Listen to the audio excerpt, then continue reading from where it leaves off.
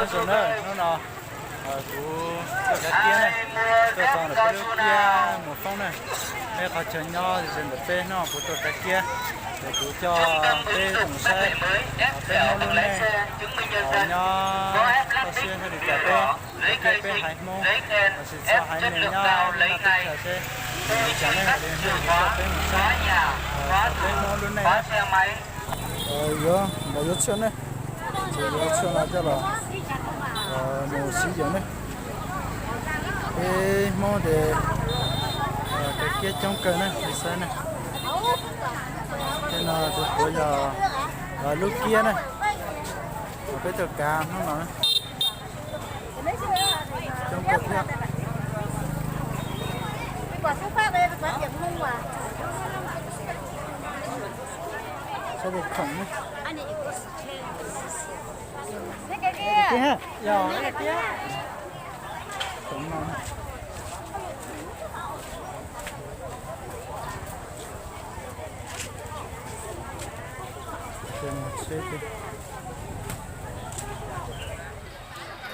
tiếng non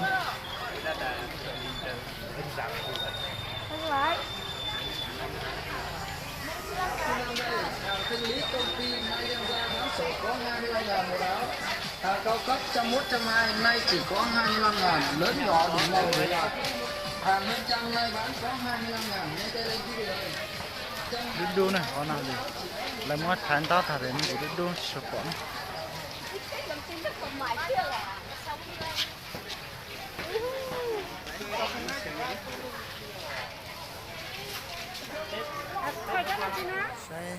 xuân dập phun này dập con muốn này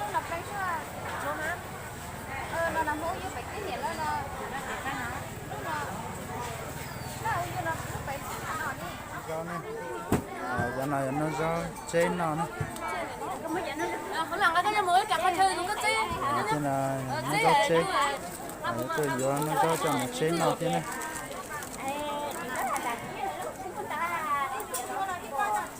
trên nó lấy mắt thái thả đi luôn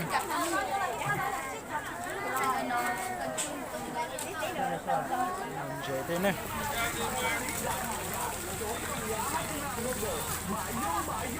vô nha cô chú chị. Đồ bộ trẻ em từ 1 tuổi đến 7 tuổi, bé trai, bé gái, bé lớn, bé nhỏ đều có. Đủ số, đủ size, đủ màu, đủ cỡ, màu sắc sặc sỡ chỉ có 20.000. Tất cả đều đồng giá 20.000 một bộ, 5 bộ 100.000 đồng. Rẻ quá, đẹp quá, anh chị ơi. Hàng 40, 50 không bán nem ra khuyến mại thanh lý đại hạ giá. Đồng giá 20.000 một bộ. Mại vô nha cô chú chị. Nay đang ra bán sổ có 25.000 áo.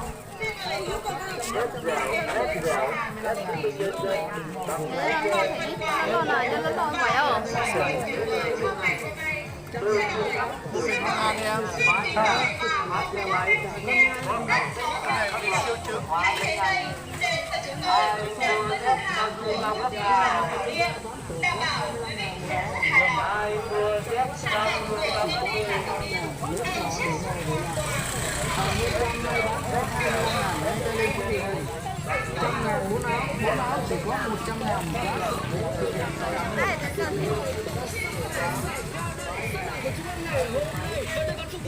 subscribe cho kênh Ghiền Mì Gõ để không bỏ lỡ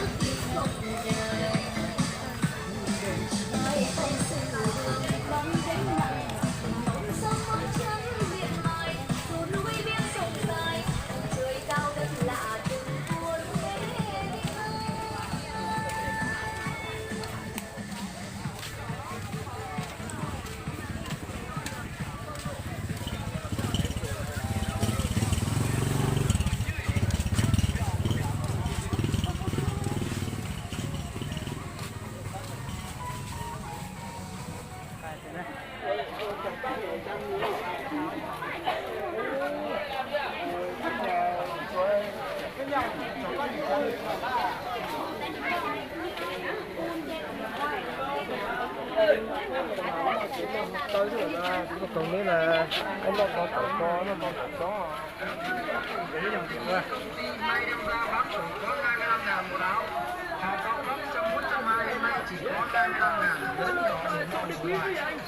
hơn trăm nay bán có 25.000 đây cho lên kinh đời 100.000 mũ áo chỉ có 100.000 giá cực rẻ cực đẹp cảm ơn quý khách chào mừng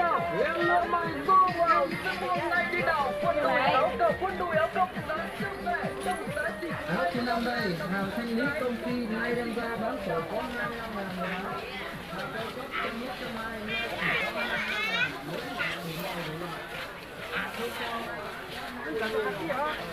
như này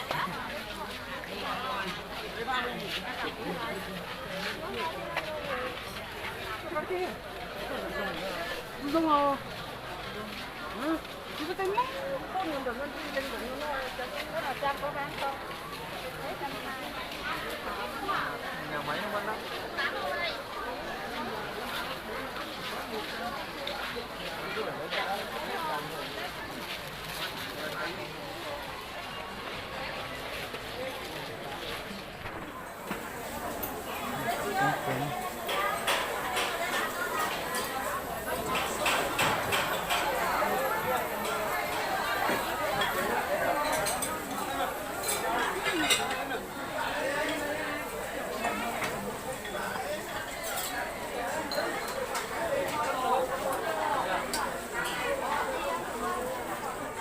Nó phở nè, anh chỉ tại kỳ ta nào, nó sẽ là nó phở, và chính là do nó món thì nó phở nó cái nhà là thì giờ lên nó xin nè, chúng ta ở chơi cho nó đầy đủ hết này, thêm để biết thật, lúc kia nào thì nó mất chúa tài là có đặc khác luôn, lúc xin là cái nó sù, nó phở tương đương này, ở trên nó.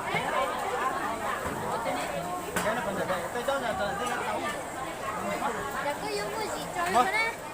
Học đề này là học đề cho con nào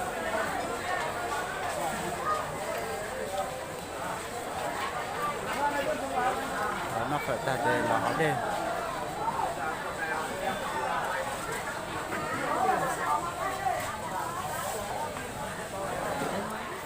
cổ trên này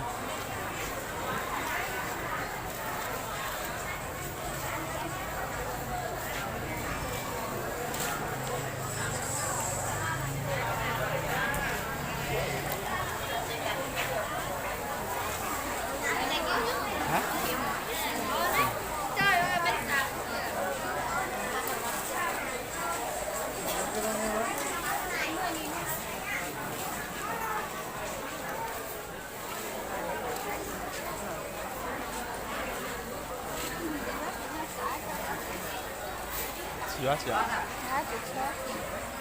Đây cả đó. chứa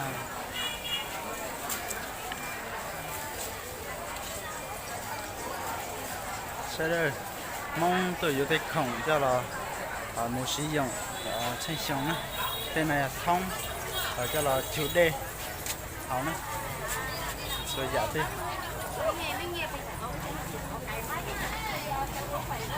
Cài bếp cái tập chiếc, cài bếp tập chiếc.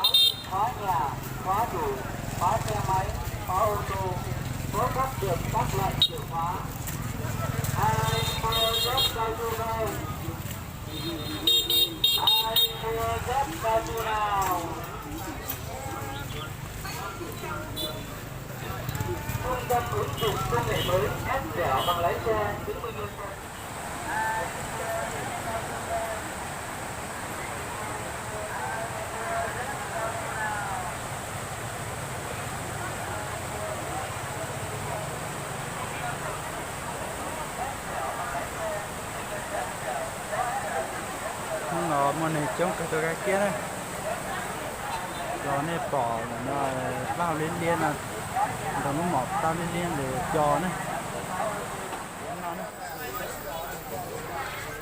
chia cho 10 cái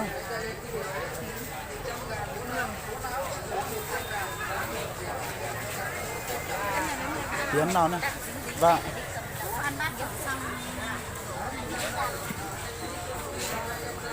biến gì các cái này có gì nữa này giờ là gió lâu chờ trong nhiễm nó này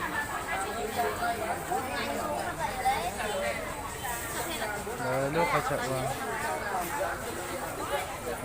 các cái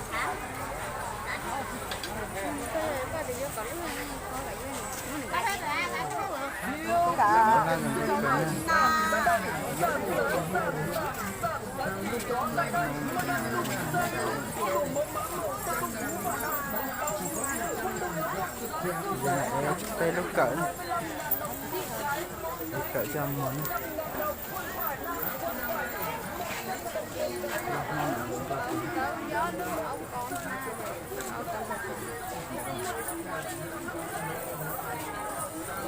xe khá là mong cho chị nào thì khá là mong chị nói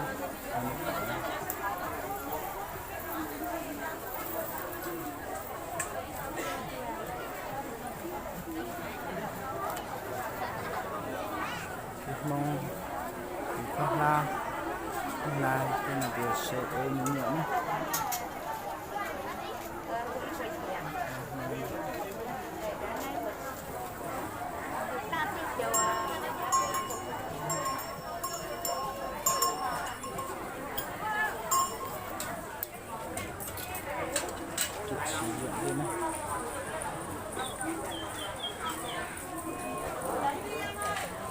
Thái Lan để Thái Lan nán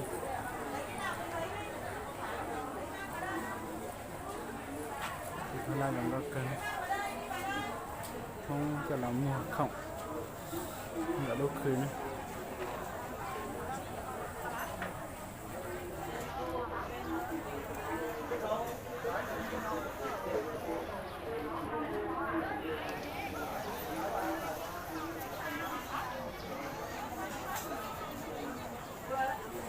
tiên là sẽ lấy mua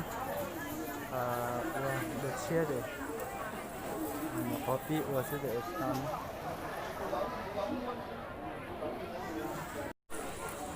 khá là nè mình đó dạ khá là này chỉ cho nó thì ở bên mua hay là sao thì khá là nhân là này luôn xin niệm nó thì số tôi nhớ thì nó cho nó nè lú thế thì chỉ xóa nó chân là nó chân nó xóa mình đó dạ cần rồi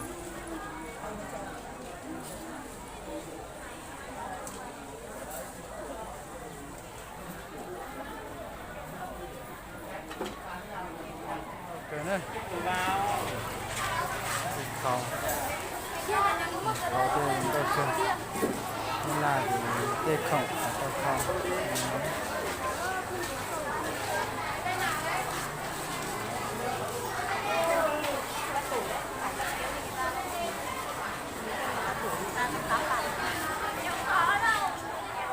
lấy cái này không? Lấy vào ơi, lấy vào. Tí đã. Quay chợ à? Quay chợ. Tính à? Về tính với vợ là ta không đi chơi gái à? Vâng. Ta đi chơi chợ rồi đúng không? Chơi chợ đây. Mình có cợt thế này. Lúc kia thì nó muốn cợt là có cái kho. Để chỉ xuất cháu cho nó mua không bị chơi. Cho ít từ xí nhau kể cho nó mua xin.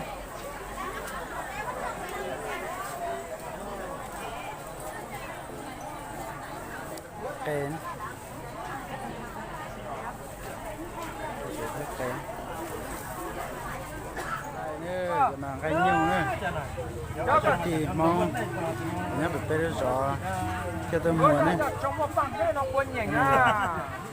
Cái nhung ruột. Sẽ là tôi mua ra để kia nữa này. Sẽ cách cái này gần xí xin. chỉ là cho tôi mùa rồi mà chơi đó không có kính không sớm cho tôi mùa đó mà là cũng gió dạng còn ai dám máy xí vừa tẩm mồ hôi vừa có dạng tốt mà chú trẻ mà khỏe nữa nha các bạn đâu giá hết cũng sớm Thấy cao. Mua trả lại đi. cái này bao nhiêu ấy Con 50 rồi. 50 quá đẹp đấy nhỉ xem cái này bình thường này ta bỏ cái này cái này mình xách cái này ta bỏ cái này Thế cái giống nào làm của nó gì chưa? là về sinh chi chờ lên nó xin này cái là chủ yếu một chế này cái kia tạo được sẽ có một chế để mà về sinh chi lên nó sẽ đại ca lý do gì với mà đại ca sinh chi được cho lý do chủ yếu cho cơ sở nó cho về sai cái này nên là nhớ cho tôi trong phong gì sai sau này sau này nên là lấy xe nó cũng cho về một sai về món luôn này một cái kia lý do để cái tết không và về sĩ thì cho nhà về món luôn này là sự cho hai món mình sẽ được đó sĩ dùng để đủ cho thay ra về bỏ lên nó xin này nên là nhớ trong kia để lên thì nhận thế là để ta sang cả đặc biệt kia giờ lên đó về mà đã phát sinh chỉ được cho lý do này lên đó nhớ trong kia cho tới chuẩn sẽ được